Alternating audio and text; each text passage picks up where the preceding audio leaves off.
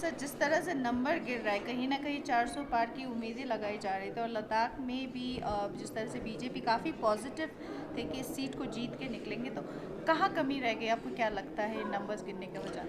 ये एक तो हमारा कंटिन्यूस 10 साल लद्दाख से एमपी रहने पर और कंटिन्यूसली ये तीसरी बार जाना ज़रूरी था, लेकिन ऐसा हुआ नहीं। एंटी इनकम्बेंसीज तो जो कम्बेंट एमपीज पे लगते ही हैं, तो इस बार भी हमने सोचा कि ये डेवलपमेंट बेस पे नहीं हो रहा है। डेवलपमेंट जितने किए हैं उस बेस पे ना होकर जो नैरेटिव्स नेगेटिव सेट करने में कांग्रेस के लोग और बाकी लोग सक्सेस हुआ, तो लोगों को बेवकूफ़ बनाने में सक्सेस हुआ। तो अफसोस ये रहेगा कि लद्दाख के फ्यूचर के लिए जो गवर्नमेंट सेंटर में आ रहा है उनके साथ हमारा भी मैच होकर जाना बहुत ज़रूरी था।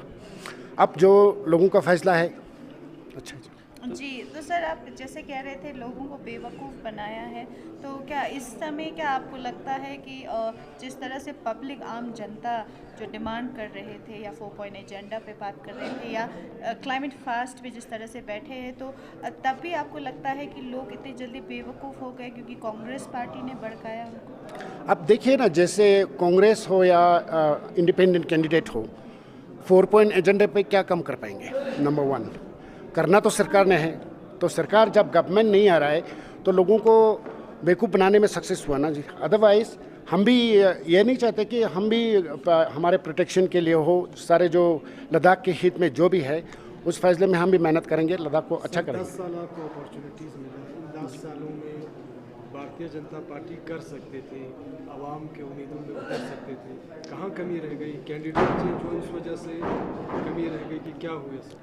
ये लद्दाख में जो पोलराइजेशन होते हैं, एक तो कम्युनल बेस पे होते हैं और दूसरा रीजनल बेस पे होते हैं, तो उसकी कमी की वजह से जो डेवलपमेंट हुआ है, जैसे भारतीय जनता पार्टी ने लद्दाख को जो 70 साल से नहीं हुआ, लद्दाख को यूटी बना के कश्मीर से अलग करके बहुत सारे डेवलपमेंट और सब कुछ हो रहा है। हाँ, कुछ कमियां रह गया होगा लोगों को, क्योंकि इसको देखकर हमें भी उम्मीद था कि भारतीय जनता पार्टी के फेवर में लोग सपोर्ट करेंगे। अब जो नहीं हो रहा है तो कुछ तो कमियां हमारे में भी रहा होगा। जी, तो जैसे सर सीसी जो इटाशी गैल्सन जी है वो काफ़ी उभरते एक लीडर है बीजेपी के, तो इस इलेक्शन में यानी एमपी इलेक्शन में जो पिछले जो कि आपकी जो एमपी रहे हैं उनके जिस तरह के लोगों का नेगेटिव कमेंट्स रहा है या काम ना होने पे, तो उस वजह से भी आपको लगता है कि ये असर जो है इस इलेक्शन पे दिखाई दे रहा है? बिल्कुल दिखाई दे रहा है। इटाशी साहब के जो लास्ट वीक का कैंपेन था उसमें बीजेपी ने बहुत इम्प्रूवमेंट किया। अदरवाइज़ तो पूरा कम्युनिटी को नेगेटिव ही मोबिलाइज करके रखा था। तो इटाशी साहब के चेहरे को देखकर, इटाशी साहब की जो लीडरशिप के क्वालिटीज़ को देखकर बहुत ही अच्छी तरह लोगों का रिस्पॉन्स रहा। तो सर, जिस तरह से जांस्कर और नुब्रा को डिस्ट्रिक्ट का दर्जा देने वाला था शायद एमसीसी से पहले, जी। शायद वो ना देने की वजह से भी शायद आपके इस नंबर्स में कमी आ रही? बिल्कुल बिल्कुल, जो कमिटेड बातों को टाइम पे नहीं होने पर भी हमारे लोगों में निराशा है। तो अभी तो वही कह सकते हैं कि डिस्ट्रिक्ट देना हो या जो भी करना हो, करना तो हमें ही पड़ेगा। अब हनीफा जी जितने जा रहे हैं तो हम भी मदद करेंगे उनको।